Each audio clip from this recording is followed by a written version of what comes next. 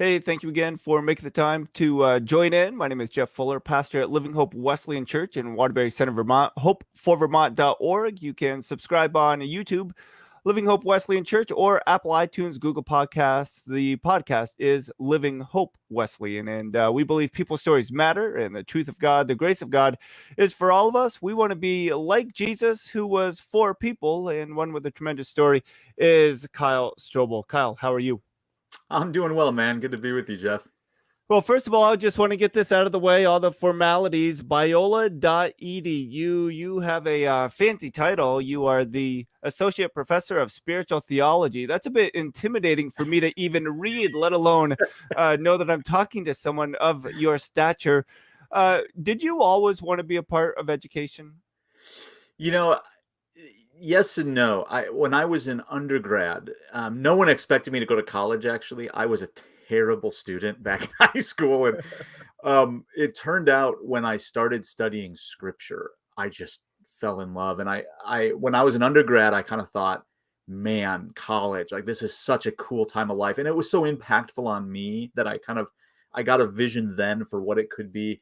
I wrestled with being a pastor for a long time and what my calling was there, and eventually believed it was more of an academic calling kind of ministry. And so once I settled on that, it was just, well, what do I teach? So I kind of knew I wanted to be a professor before I even knew what I wanted to teach. So it was kind of weird. So, Kyle, for you, and Facebook is such an interesting creature, and I love it because I love making friends and contacts. And then once you make one contact, you see somebody else, and I Facebook stalk all the time. And I saw that you were promoting a book, and then I realized it was a Christian book, and then I asked if you would be interested on this show and being interviewed. And then when you gave me your email address, I was like, whoa, there cannot be that many Strobels. So are you related? Do you know Lee Strobel, of which Lee is your? He's my father. And Yeah. so what was that, or how has that experience impacted you, Mm. knowing his books, how God's used him, especially, or maybe even now, but especially when you were Mm. younger? Were you intimidated by the fact that your dad seemed to have such a platform? Yeah, no, it's a weird experience. And those of us who've experienced, we actually kind of find each other and kind of relate in those ways. And I think in many ways I had it easier than a lot of folks that have famous Christian parents, quite honestly. And there's two things that made it easier on me. The first is it's just my dad has never had an organization. Yeah. I find that a lot of folks, and this can be true even in a small organization, like even at churches where maybe a father just kind of expects his son to take over after him or something like that. Like it's amazing how often I've seen that. And now you get kind of stuck in their wake a little bit, like who am I in relation to this? But the other big thing is I knew pretty early on that I wasn't an evangelist. Like that's not where the Lord had called me to be. And apologetics isn't that's not what kind of captivated me. And so it's helped that I do, even though we do very similar things, speaking, writing, those sorts of things, it's distinct enough where I don't get kind of stuck in his identity a little bit. Yeah. But the funny thing that happened that really helped, although that was really difficult, was the realization that I'll always be considered a failure by a large amount of the population. And that actually is quite freeing once you embrace it. Sure. Right. Because it was like, okay, like if I try to be him, or if I try to kind of do what he does, or be seen in that, like I'll always be seen as a failure. And in many ways, a lot of the folks that we know of, that's how we kind of know them. Right. Well, Franklin's no Billy, right? Yeah. No, You for get those sure. kind of things that happen. And so early on that kind of struck me and said, well, maybe I that frees me from ever having to try to do Yeah. that. And that was a real gift early on. So a goofy question I have for you: the movie that came out about your dad, his story. Did you get a cameo in that? I was born in that movie. The one of the weirdest experiences, I swear no one can prepare you to be sitting in a movie theater with strangers and watch your birth. That is about the weirdest thing that I've ever seen. Yeah, it was. I remember I was sitting there and watching the scene of my being born and was just looking around, be like, "Whoa, this is weird." So you can Netflix my birth. So, Kyle, I want to ask you, and of course, I want this interview to be about you, but one more question about your father. Mm-hmm. I know being a husband, being a dad, being a pastor, being a son, a friend, brother, I have my days where I'm short with my daughter, mostly who's 17. And sometimes she comes out and I was like, you need to change. And she's like, Dad, I'm 17. It's like, oh, and then I feel like, oh man, I need to go pray more or something because it doesn't always line up with what I'm preaching on Sunday. How did you learn to respect your dad, knowing that he had this following as he pointed people to Jesus, but also seeing him as a human being day in and day out? Yeah, I think one of my dad's greatest gifts to me was his honesty. And he's always been very honest. And not only to me, but even just in his preaching. He never tried to pretend to be whole. And his brokenness was often very much on the surface. And so he had a really rough relationship with his father. And he's been very upfront. I mean, the movie actually portrays quite a lot of that, but he's in other settings has talked quite a lot about that. And so I think I was able to kind of recognize that I had a lot better of a father than he had. And that actually sets me up in my being a father. And that kind of a legacy that I get to now carry forward. And that honesty allowed me to kind of just be honest with where I was with all of it. Because it is hard. I mean, growing up in the mega churches with a famous father, I mean, I literally met someone once who actually I'd known them for a while, and they actually thought my middle name was Leeson because of how often I got introduced as Kyle Leeson. Leeson, and it's a funny thing to be kind of known by another, and that's a gift as well. And so it kind of can cut both ways at times. But the honesty allowed me to not have to feel like I needed to create some sort of pretend brand that I projected to the world. And the flexibility he allowed me and the space he allowed me to grow in really helped. Well, that's so wise and immature. A question I have for you as we look at the gospelcoalition.org where you write, and this is just the page there. Did writing always come naturally for you? Was it kind of cathartic? When did you feel like putting words to paper, it kind of made sense and you wanted to develop in those things? Yeah, it is a family trait that I've inherited. And everyone in my family's written books. We're all writers. The funny thing is, I mentioned I was a horrible student in high school. The only classes I did well in, like the only classes, were my English classes. And even though I had no motivation, there was something about writing that I just enjoyed. And I remember I took a creative writing class. And it was the first time I kind of realized that about myself. Like, oh, like I actually have a natural gifting here. Like this isn't just something that I kind of fiddle away with and do. It was the first time I probably had a teacher that was like affirming that I could actually do something. And that in college that became more and more true. And it is something that, I mean, I think for me, I'm a different sort of writer than my dad. It's funny, each of us have a very different form of writing actually in the way we approach it. As an academic, I'm obviously a thinker, but for me, writing is thinking. I mean, that's how I process things. Right. I just can't really wrap my mind around them until I write them. And so I find myself writing a lot so that I can wrestle through things. And that means a lot of what I do is to write stuff that will never see the light of day. Yeah. Because you write yourself into a corner and you're like, well, that didn't work. I was going to stop there. But it is cathartic. I mean, it is a way to help kind of process through how do I make sense of these things. Now, my brother is older. My family, all three of us were adopted from three different Korean families. My parents couldn't have biological children of their own. My sister's the oldest, my brother, and then I'm the youngest. Obviously, you could tell I'm spoiled and I like to talk. But my brother, when he was first adopted, he was malnourished. They thought he was going to have a lot of delays. He was actually valedictorian of his class. However, when he was in 8th or 9th grade, he was in a creative writing class. And he could not think of anything to write. And whenever my mom gave him suggestions, he said, "Mom, that's a lie. That never happened." And she said, that's why it's creative writing. For you, writing and people learn differently. And my question is, knowing people understand, learn differently, might take you out of context. Do you consider them, or for you, are you just saying, hey, it makes sense to me? I researched it the best I could.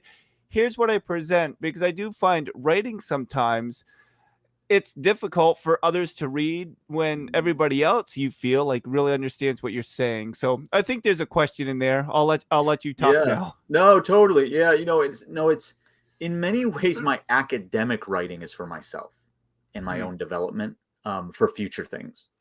I kind of look at the academy as the equivalent of practice. I love basketball, so I think of it. yes. It's basketball practice. Like, you practice for the game. The game isn't the academy for me. The game is more of the popular writing and preaching and things like that. And so I'm kind of I'm kind of sharpening my skills in the academic guild, but then it makes popular writing that much more difficult, because now I have to meet people who aren't like me, who don't just grab concepts and run with them, who don't, I've got to really kind of sit with Right. them. And it makes popular level writing very, very difficult. And it's one of the reasons that very few academics do it. I mean, I could probably count on one hand how many academics I know that write well to a popular audience. A lot Hmm. try. It's very hard to do well. And so I actually work really hard on trying to kind of communicate well to the church. But it is difficult, and it is at times incredibly frustrating. And you feel like it really pushes, as an academic, it really pushes us out of our comfort zone, Right. because we all have these kind of super egos that tell us, like, oh, wait a second, if this scholar reads this, they're going to poke holes in it. And you have to think on a popular level, you think, no, that's not what this is. Like, this is not for Right. that. This is just to proclaim the truth and to try to orient people to the Lord. And so it means you have to really kind of put a different kind of thinking cap on when you're doing that kind of writing. And it usually means you have to go through a lot of drafts. And again, Kyle Strobel on Twitter. It's at Kyle Strobel. You're listening to our church YouTube channel, Living Hope Wesleyan Church, and podcast, Living Hope Wesleyan. Thanks again for joining in. So you mentioned basketball. Does that mean that you are not an Allen Iverson fan? Practice? We talking about practice? I love Iverson, and I love that rant. So that takes me back. Growing up, did you have, not to offend you, did you have a normal childhood where you had sports and music, or was it just education, and were you an academic from an early age, and is that what your parents pushed on you when you were growing up? And well, where did you grow up? So I grew up outside of Chicago, in the suburbs, about 45 minutes outside of Chicago. And no, not at all. Like, I was an athlete. I was a volleyball player in college, and I played a little bit basketball, but volleyball was my main sport, and that was my life. I never went to class. I was a terrible student. I had no academic ambition. Literally, no one expected me to go to college. Even when I graduated high school, no one expected me to go to college.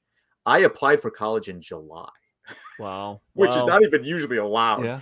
But there was a really tiny Christian college right by a place. My parents were moving. It's cheaper in Illinois. The farther you move out away from Chicago, the cheaper it gets. So we said, let's just keep going that way. And so we were building a house way out in the middle of nowhere. And it turned out there was this tiny Christian college, smaller than my high school. And I remember I sat down with my parents, and I had this kind of existential crisis. And I was like, I don't know what I'm doing with my life, but I know I can't. I know I need to go to college. It was one of these weird moments where I just knew. And my dad's like, well, there's this little college, Judson University, it's right here. And I was like, okay, sure, why not? And the funny thing was, they said he can't live on campus. That's already set. But he's like, if you guys are gonna live right there anyways, he could apply. And they made you choose a major, and of course I don't care. I have no ambition. And I looked down their list of things, and I saw biblical studies, and I remember thinking, I've been a Christian my whole life. I know nothing about the Bible. I try to read it. I have Wow. no idea. And I signed up, and the second I sat in my first biblical studies class, it was like a light came on. But 2 years later, I was the lead Bible tutor on campus. And the funny thing was, compared to high school, like suddenly, like at college, I was the academic. in high school that are like, that kid's hilarious. I was always in trouble. I was in the principal's office all the time. I was always doing these crazy things, and I was lost in all sorts of ways in high school. And that little school was profound for me. I mean, I really kind of discovered a call to ministry in that place. That actually gives me goosebumps. I don't know if you can see. My son is was a freshman in college last year, community college in Grand Rapids, Michigan, where my wife is from. He's not an academic, and he really struggled. And he loves people, and he's trying to follow Jesus. And just hearing your story gives us great hope that God has a plan for his life. And though he did not like high school, God still has a plan for his life. So thank you so much for sharing that. Yeah, totally. No, it's amazing where the Lord has led me. No one, especially myself, would have ever guessed. So I want to bring up this, your latest work, Where Prayer Becomes Real. I don't know if you are aware, many of the listeners, of course, those that attend our church are. My wife has her 8th chemotherapy treatment scheduled for tomorrow, stage 3, early stage 3 colon cancer. And it's been a journey. And now, honestly, I have not read this book yet. I'm going to order it. I do have another Audible coupon or whatever they call them. So I'm going to get it.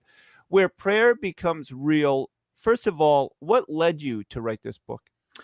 Yeah, it actually, I remember one conversation particularly that started the journey of this book. And prayer for a long time, and I'll say a little bit more about this, but prayer has been the center of kind of my ministry for a long time. But I was at a conference, and there's a New Testament scholar came up to me. He's more senior than me, kind of well-known New Testament scholar, friend of the family. So I've known the guy for a long time. And he comes up to me, and he kind of sheepishly said, Kyle, he's like, I've really struggled in prayer.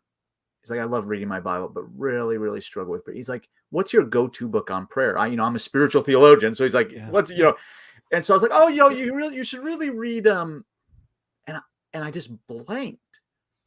And it wasn't that I couldn't think of plenty of good books on prayer. I know plenty of good books on prayer, but I realized in that moment, none of them do what I think needs to be done. And the problem with writing a book on prayer, which struck me in this moment, I was like, there's plenty of good books I could turn you to that talk well about prayer theoretically. Like, well, how do we think about prayer? What is prayer like? Or maybe it's providence, or maybe it's, you get all these different things about God changing his mind. Like we think about prayer in that context, and theoretical stuff is good. A good book on prayer should have theory about what makes Christian prayer, for instance, unique. But it can't just be theoretical. I mean, if a book on prayer doesn't actually help you pray better, that's a problem. And so it also needs to be practical. Like, it should have elements that actually help you. Well, like what's actually prayer about? Like, how do I give myself to prayer meaningfully? Are there forms of prayer I can take on and things along those lines? And there's, again, plenty of good books, although very few do both of those things well, I find. But then the biggest thing that I think is most neglected is that it needs to be existential. And here's what I mean by that. If I'm reading a book on prayer, it should be telling me why my prayer life is the way it is, which means it needs to explain why my mind wanders so much when I pray, right? Why I sit down to pray with all sorts of good intentions to focus, and my mind's, or I'm asleep, and I realized that, most of the books I've read on prayer, even the good ones, I couldn't tell you if those folks ever prayed, actually, because it never became clear. Right. They might tell stories about, but they didn't actually get to that. Well, what is prayer like, and why is it like that? Like, why does and what do I do when my mind wanders? Is that bad? Am I just being bad at prayer? Is it okay? Is it like, how do I think about that? And so after I had that conversation, it was I'm like, here's a guy who's an expert in the Bible, very informed, been a Christian his whole life, and he's going, prayer is just baffling to me. And so my mentor, who I wrote this with, we started chatting, because this is the stuff we teach on a lot. And the thing we hear most from our students is that the freedom that they find in our class about prayer, once they start realizing what actually makes prayer uniquely Christian, and how do we understand what happens in prayer. And so we thought, there's a lot of good books on prayer, but maybe we should kind of put our hat in the ring and try to give a book that really tries to help people really embrace the freedom that prayer provides, and that the Lord provides in prayer. And I was really encouraged the other day. Someone wrote to me and said, every chapter of this book, I felt more and more freedom and hope in my prayer life. And it was interesting because I understand that sentiment, because I've read a lot of books on prayer where I actually felt increasingly guilty Yeah. and hopeless Yeah. in my prayer life. And it really should work the other way around. And so what we attempt to do is we attempt to kind of tear down bad presuppositions about prayer. I think we all bring in a lot of really bad presuppositions.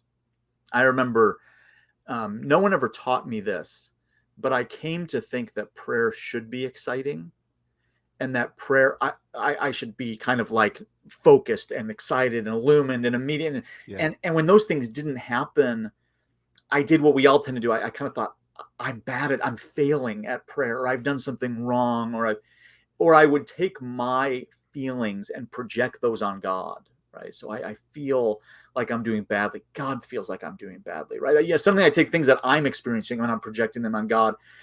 And then, for a lot of folks, and for me, prayer becomes kind of like a one-man play or a one-woman play, where now I'm trying to show God how serious I am. All right, I'm trying to impress him with my zeal, or with how accurate my language is in prayer, or how many Bible verses I'm quoting or things. And what we're trying to push people into is to recognize the truth and to be honest about it. And what's funny about prayer is I find everyone seems to share my same experience, that we all at some point kind of realize I don't think it should be like this, or I think it should be different this. And yet none of us tell God that. We kind of either talk to ourselves about that to try to get ourselves like, oh, this something's wrong. This should be, maybe we should be, but we start thinking about it. But at no point did I ever tell God, I feel like I'm a terrible prayer. I feel like things aren't going right here. And the funny thing that my mentor pointed out to me, which was one of the most freeing things I've ever heard, is he's like, Kyle, look at Romans 8. Romans 8 tells you God looks at you and thinks, Right. This person doesn't know how to pray. God knows that about you.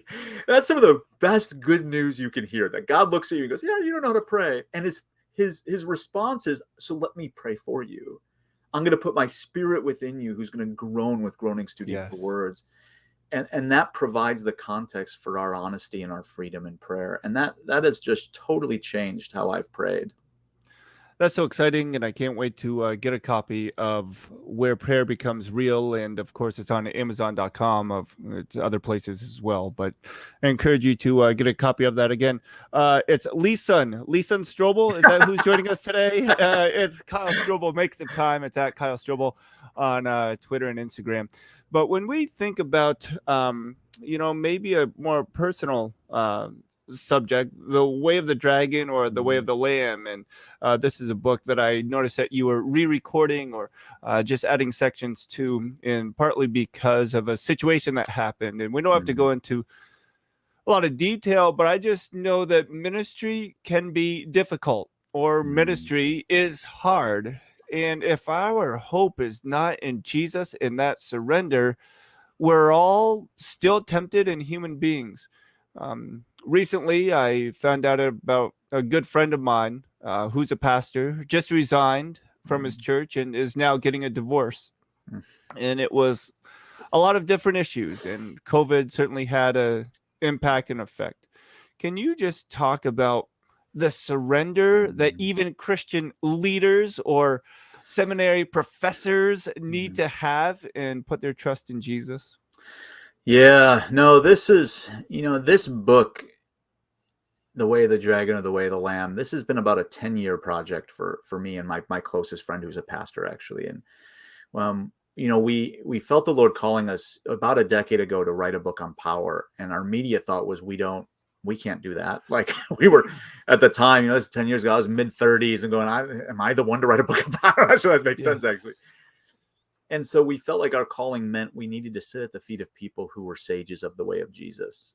And one of the things I've seen in the church that has been most difficult for me, and I think it's probably been the hardest part of my ministry, is I feel like, sometimes like John the Baptist calling out in the wilderness, and just falling on deaf ears, is that the Bible is actually profoundly clear about what power looks like.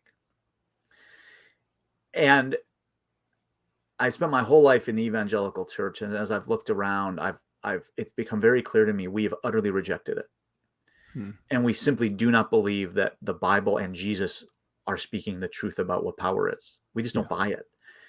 And I think it's one of those areas where we are most without faith. And so the difficulty for us is we wrote a book on power, and in particular, there's two aspects of that. You have 2 Corinthians 12 becomes really key passage. My grace is sufficient for you, for my power is made perfect in weakness. The ascended Lord tells the Apostle Paul. Well, okay, power and weakness. That's interesting. Like, how do we understand that? And so the book really is about articulating that. But because we wanted to sit at the feet of these sages, we couldn't just sit and write a book. So these people prodded us to get into topics we weren't interested in. And it really forced us to grapple with things we've seen and things we've heard. We didn't include things we've heard as much as just things we've seen, simply because we wanted to, have our own kind of. We didn't want to take second and third hand stories, but it is amazing how many stories we heard, and the things we've heard that have gone on in the church are truly horrifying. I mean, truly horrifying. Pastors who demand their staff to stand up and applaud when they enter the room. I was talking to a friend who that's what happened to him in a staff meeting. The staff meeting got stopped. The pastor left the room, brought out the second in command, reprimanded him, sent him back in the room to when the pastor goes, you stand up and applaud. And that kind of quest for grandiosity and power is, when we started writing the book, we just thought it was wrong. And then we started paying attention to the biblical language, and we are horrified by what we found, actually, because the Bible will say it's demonic. Wow. And James in James 3 lays out two different ways, the way from above and the way from below. The way from above is the way of Jesus. But the way from below, he says, is unspiritual, it's earthly, and it's demonic. And then he names the two attributes. This was shocking to me. The two attributes of the demonic way are selfish ambition and jealousy. Wow. And, you don't have to go to many pastors' conferences or academic conferences to see how far selfish ambition and jealousy is taken root in the church. And so we wrote this book, and we pointed to a series of people who we thought these are people who've utterly embodied Jesus's way of power. And then we found out one of them had turned out to be a serial sexual abuser. We only chose 7 people because we wanted to be as careful as possible. And if I'm honest, this person was he was a bit of a stretch, not because we expected this by any means. I still think he's unarguably the most important person who's ever lived for people with disabilities. He spent his whole life serving people with disabilities. And so he was utterly unlike the cliche. And this is, in many ways, he perfectly embodies our worry in the book, that power, everyone is seduced by power. Everyone is tempted towards this. Right. And yet we presented this person as a model of the way of Jesus. And so I say he was a bit of a stretch because he was the only person who was Catholic. So he was only kind of non-Protestant we had interviewed, but we just thought his life so manifested. I mean, we weren't interested in if everyone had the same theological beliefs as much as, a ministry, the kind of approach to ministry. And I mean, he had mentored Henry Nouwen, who his writings had a deep impact on me. And so that was horrifying when we found that out. We immediately asked our publisher to yank the book from press. And so we pulled the book, and we've now redone it. So actually what we ended up doing is we ended up taking his chapter out and replacing it with our story, wrestling through that. How do we respond when a hero of the faith turns out, to have done these things? And, what's been amazing is since the original book came out, the pastor who my whole family became Christians under, Bill Hybels, had to step down in ministry because of these issues. Another pastor of a church I went to, the same thing. The Southern Baptist Conference has been riddled with these sorts of issues. It's never just the sexual abuse stuff or adultery or these things, although those things are obviously kind of not only abhorrent but ubiquitous, it seems. But underneath all of those things is a certain view of power. And I think one of the reasons why we hear about it maybe more often than not in pastors than other people is obviously we hear about it more because they have a position of authority and they're kind of upfront and things. But I think because of their authority and because they have a real power in this world, they are oftentimes more tempted than most to reject Jesus's way of power, in fact. And that's what's so scary to me, is how easy it is in ministry to try to foolishly sow to the flesh to try to reap in the spirit. Like that folly we find all the way through Proverbs, all the way into Jesus's teaching, that that what you sow you will reap. The great folly is to believe, no, I can sow in the flesh.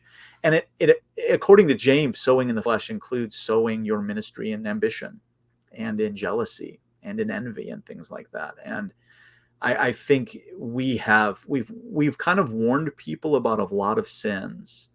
Not nearly enough have we talked about what a kind of distinctively Christian view of power entails. And so we are, particularly in the American church today, I think we are overcome with the temptation. And I think in many ways we have been utterly seduced by the world's vision of power. And I find it rare to meet a Christian who actually has thought deeply about, well, maybe Jesus's way of power is different actually than the world. I find that most people just assume that what the world says is powerful, that is powerful. And we just have to play that game. And I think Jesus just upends that whole thing and says, no. The widow who put in her mite literally put in more money. Right. And that's what we have to wrestle with, is that it isn't just the amount that makes things meaningful. And unfortunately, I agree with you on 100% of those points. And carefully speaking, because I'm patriotic, I'm very pleased to have been adopted and raised here in the United States of America.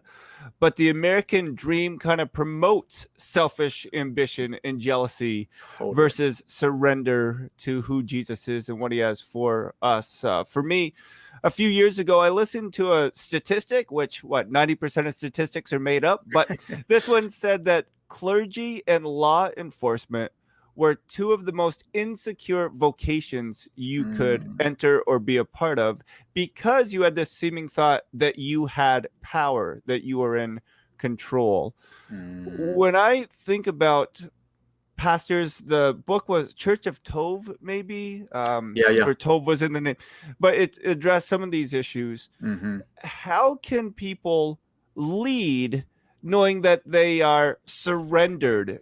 Where does that line come with leading out of, man, I have the victory, God's called me, versus I'm a servant following Jesus? Or that expression, beggars sharing bread with other beggars. How can you confidently lead when you're completely surrendered to Jesus? Yeah, well, I think the good news here, and I think the first thing we need to see is, do we hear it as good news? I think most of us hear it as bad news, actually. When Jesus says, my power is made perfect in weakness, most of us think that's bad news, but that's phenomenal news, because you are so much more weak than you are strong. If you want to fail in ministry, think about actualizing your strength and minimizing your weaknesses. Like that is the surefire way to absolutely fail. Now, admittedly, there are some people who can pull it off, as we've seen. They usually can't pull it off for an entire life, but they can pull up. Now, they're few and far between. There are household names maybe, but it's the fantasy that I could pull that off. Now, unfortunately, the folks that pull it off, it's not doing them any good, right? Because now they're actually sowing in their strength rather than their weakness. For whatever reason, Jesus has let them do that, and I'm not sure why that is. I've wondered why the Lord seemed to upend my desire to do that as a younger man, but not some of my friends, and He just let them ruin their lives. But maybe that's exactly what they needed. Maybe that was the only way they would hear the truth. But once we sit, particularly as leaders, we have to really attend to, do we believe this? Do I believe this personally? Do we believe this institutionally? And then what does it mean to believe it? Like, what does it actually mean to believe that the Lord's power is made perfect in weakness. And what are some areas that we actually don't buy that in at all? Right. And, I think one of the clearest areas is the discussion that came out of the late 80s, early 90s on spiritual gifts. Spiritual gifts have come to be seen as natural abilities and natural strengths. Right. Right. And that's interesting. And where do we get probably what's the key passage for that? The Corinthians. Well, the whole point of the Corinthian correspondence is that you are obsessed with your power and control, and you've rejected Jesus's way. Right. At one point, he says you preach in such a way that undermines the power of the cross. And so we take a sliver of that correspondence, and we try to use it to actualize our strengths. I mean, if anything is horrifyingly ironic, it's that we've actually totally taken that passage out of context. And what we discover in that passage is that the Spirit has various gifts that the Spirit gives as the Spirit wills, and we are called into them. Now, maybe, and I find more often than not, they do correspond with natural strengths we have. And that's our weakness. Yeah. Now our weakness is, oh, I'm a gifted rhetorician and I'm a pastor. And my weakness is I try to rely on that actually rather than the Lord. To be honest, it'd be easier if I was Moses and was like, well, I can't speak very well. Great, you're a mouthpiece of mine. Like, what? Like, you actually prefer that because now you only can rely on the Lord. But it seems the Lord calls us into places where we now really, it's almost like Paul's thorn in the flesh. Right. Like we're given these things and now we have to wrestle with them so that it would keep us from becoming proud. Where now we say, wow, Lord, I just preached that sermon entirely out of myself. Lord, have mercy. See, this is wonderful. And my respect for you has certainly grown throughout this interview, because early on you said that you were resigned to the fact that you would never be as well known or as popular as your dad, using my words. And now you're just talking about the importance of knowing that it's God's strength that we need to rely on. And it's been evident in your life just in these few minutes of speaking. And I just thank you so much for your honesty. Maybe a stretch, but talking about basketball, I'm a big basketball fan as well. I look at Kyrie Irving playing with LeBron James, and then he wanted a team of his own. He goes to Boston. Me being in Vermont, I thought it was a great trade. I was so excited because I looked at the talent. Then he has all these other things that he does that I don't think he was secure when all the pressure was on him, even though he was so gifted. And sometimes when we look at the gifts, not those that surround us, then we think we're bigger than we are, but we need people. And Kyrie Irving, man, what a talent, but for some reason hasn't been able to lead the team as some anticipated based on his talent level. And I think pastors, once we feel like, man, I'm so gifted, God wants us to lead out of that brokenness, that weakness. But Kyle Strobel making some time. Thank you so much. A few questions and then we'll get you out. I'm just so excited to have you a part of what's going on, being a resource to our congregation. I want to go back to the gospelcoalition.org, where you're a contributor. You add so much.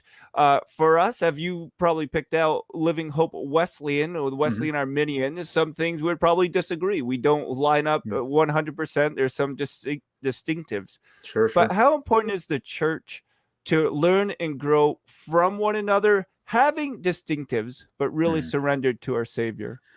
Yeah, this is something where I think we used to do better. I mean, so in my academic world, I'm a Jonathan Edwards scholar. What's funny about someone like Edwards is Wesley was reproducing Edwards's works. And now they would edit them a bit, but what's interesting is even if he had to edit some things out, he recognized brilliance where he saw it. And the funny thing is and theological brilliance specifically, what's funny about early evangelicalism is that when you look at someone like, I think Wesley and Edwards are the two fountainheads of American evangelicalism. And if you look at their vision of the Christian life, they're utterly identical. You'd be hard pressed to find significant difference on the ground. And yet today we seem to be so isolated and we seem to be so antagonistic. I mean, one of the programs we have here at Talbot at the seminary, I helped start a program called the MA in Classical Theology. And I helped start it with a Wesleyan, Fred Sanders. And it's, for us, what we're trying to recover is an early evangelicalism that actually didn't divide along those lines. And that kind of recognized there's actually a deeper unity here in Christ, and we do need to learn from one another. And I wish we had more of that. And my students are always surprised when I tell them that in early evangelicalism, these weren't the dividing lines. And actually on the ground, practically, we were in utter agreement. And they kind of expect that they'd be just as radically different things. And unfortunately, we have very few folks that actually know the tradition on this stuff. And that, I think it hurts the Reformed folks more, quite honestly, because what ends up happening to the Reformed folks is they become increasingly Lutheran, oddly. It's very funny. I'm not sure why that is, but you look at someone like Calvin. Calvin didn't write the Institutes of Theology. He wrote the Institute of Piety. I mean, it was all based on a vision of the Christian life actually at its center. And there's very few theologians and pastors now because of that. I think actually the theologians are more to blame, but there's very few theologians that actually take that seriously, I think, and that have really embraced the vision of being evangelical. And so that's something we're actually trying to recover a bit, because at the heart of evangelicalism is a vision of the Christian life that encompasses all of life, and in many ways the kind of Methodism of Wesley really encapsulates what that looks like. And so I see Wesley and Wesleyanism as a kind of refraction of the same vision of evangelicalism that you see in Reformed thought as well. And again, Kyle Strobel on Instagram and Twitter. Thank you so much for being a part. I just want to bring up once more, Where Prayer Becomes Real is the latest work. You can find that on Amazon.com, other places as well. And I'll get you out on this question, hopefully a fun question. It is, you said by your own admission that you were not a good student or you did not enjoy school. Now you find yourself in a position where you give grades, you pass or fail kids that either might not want to be there where they are, or, they really want to become the next Kyle Strobel. How do you balance remembering not being a good student to when God really gave you that epiphany of, wow, Bible studies at Judson, this is really my calling, what God has for me? Where's that temperance? Where's that empathy come in? Yeah, no, it is an interesting one. I do try to keep my mind set on where I was, because it's easy to forget. And it's one of the things we do here that makes our program a little bit unique, where I teach in the kind of a spiritual formation program, is that I'm always trying to push them away from grades and to push them into prayer. And I think the danger, and I think I see this in my own development, the danger became I ended up seeing the goal as a grade, and seeing the kind of goal of my knowledge as a teacher's affirmation of me, where I want my students, and I'm training, so every week I send them for an hour into prayer. And I craft an actual prayer exercise at the end of every class period, and I send them into prayer so that they're taking what we're wrestling through and they're bringing it to the Lord. And I'm hoping that helps reframe what this is, because at the end of the day, education's good, but the form of education we know in America, I mean, this is just a contingent feature of the Enlightenment. Like, this isn't, Jesus wasn't doing this. It's not like this is the only way to do it. So I want to make sure that they're actually taking their learning to him and not merely taking it. And so that helps a little bit, because it reframes the goal of what we're doing. I try to be really generous with grades and things and kind of where they're at. I do find the student that drives me the most nuts are little versions of me. So it helps to remember, like, yes, that was me. I was that student. So that helps with empathy a bit, I think. And so I say this tongue in cheek, but I used to pray for good grades or pray that I would pass. But as you read where prayer becomes real, I think that is not using prayer to the point that God would have intended. Kyle Strobel, thank you so much for making the time. I'm just going to ask one question and then ask a request of you. The question is, how can we at Living Hope Wesleyan Church here in the dark, cold Northeast of Vermont be praying for you and your ministry and family? Oh, thank you so much. No, I really, really appreciate that.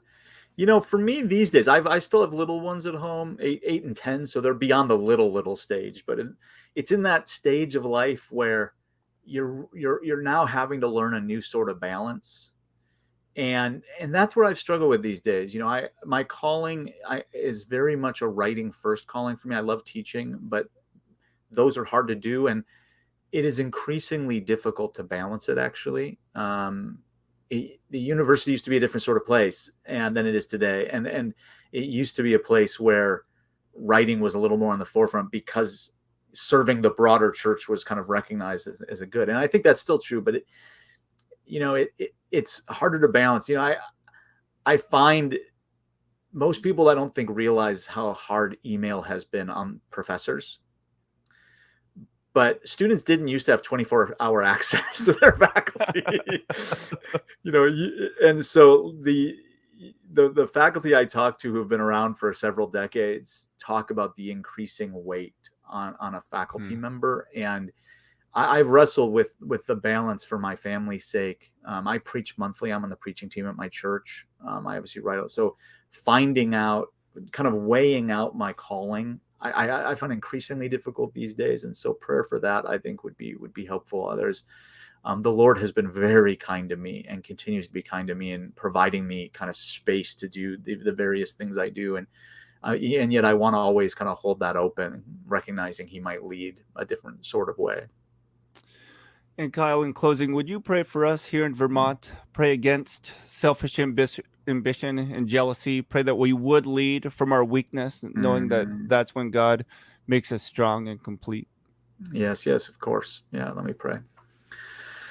Father, Lord, I lift up my new friend Jeff to you. I lift up Living Hope to you and the people there in Vermont. Father, I pray that you would cast before their minds and hearts a vision of your kingdom. That the Christian life really is a life of power, but it's not worldly power. It is power known in weakness for the sake of love. And Lord, I pray that you would give them eyes to see that reality, give them ears to hear that reality. I pray for Jeff and the leadership there that you would help them to embrace your call of power, not a call to selfish ambition and jealousy, not a call to wield themselves, but a call to abandon their lives to you and to recognize that their lives are truly hidden with you, Lord. And Lord, I ask that you would uphold them and lead them.